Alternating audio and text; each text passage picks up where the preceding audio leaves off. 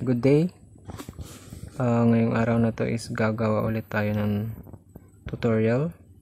So, ito yung ating direction. Write a program that will get the floor, ceiling, or modulo of an inputted number or numbers. So, the program must provide options to the user on what function to perform. So, ito yung ating sample output. So, the task to perform. So, ito yung ating choices: floor, function, ceiling function, at modulo function. So, ang gagamitin natin dito is switch case lang siguro. And then, choose mathematical function. So, for example, 1, yung ating floor function.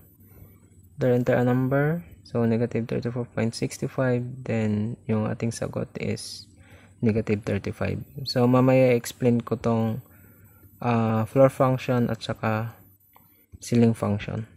So, simulan na natin mag-code.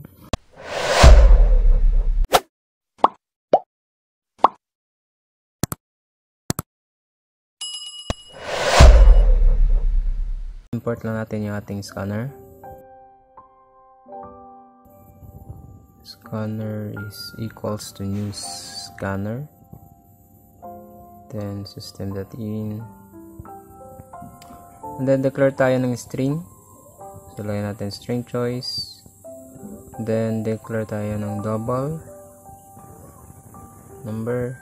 And then, int number 1, tsaka int number 2. Lalagay natin yung choices, no, na pipiliin ni user. So, yung ating floor function, solar function, at saka yung ating modulo function. So,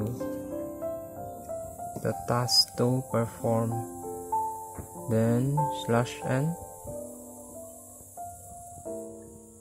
then 1 is yung ating floor function, then /n ulit. Sa ating 2 is yung ating ceiling, ceiling function, then /n 3 yung ating modulo function.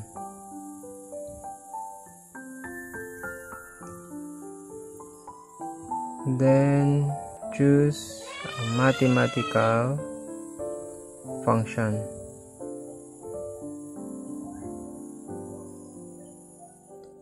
Dito lagay natin yung choice is equals to scanner.next. Then mag-switch case tayo.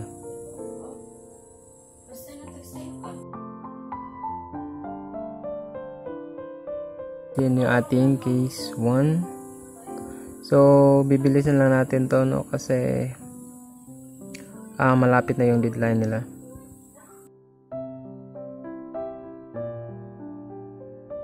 Then enter a number. And then, number. Sobra pala ng isa itong ating number. So, tanggalin na natin itong E. Yan. Number is equals to scanner.next double. Okay. Then, dito lagay natin yung answer. So, answer equals to yan yung ating math.floor number.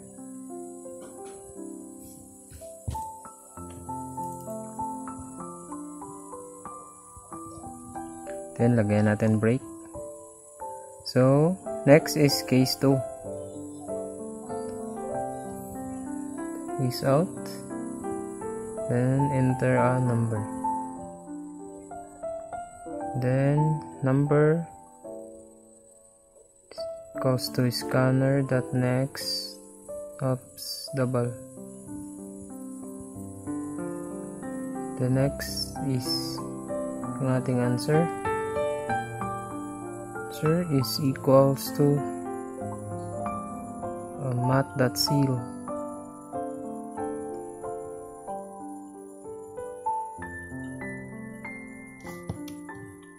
So, explain ko lang na kung anong kaibahan ng math.floor at saka yung ating math.zero. So, yung ating math.floor is nira-round down niya yung ating value. So, ang nire-return niya is yung ating largest integer less than or equal sa ating given na number. So, for example, ang binigay ni user is 34.9. So, ira-round down niya ito. So, ang sagot nun is 34. Pero, pag negative yung in-input ni user, for example, negative 1.1. So, ang sagot nun is negative 2.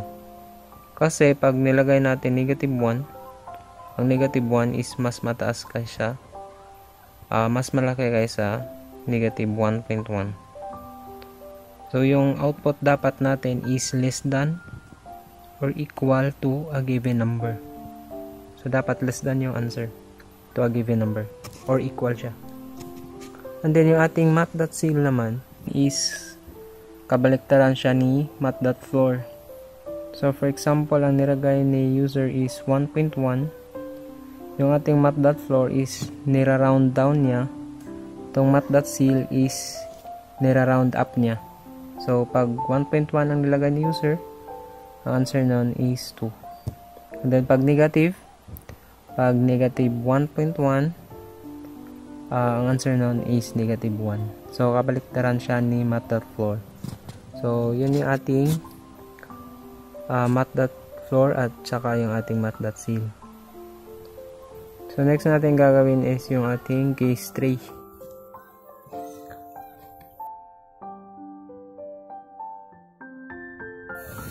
So, is out.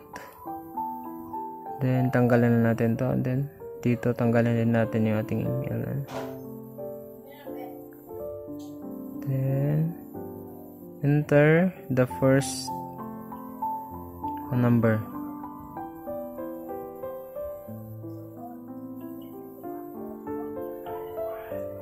Number 1 is equals to scanner.next int.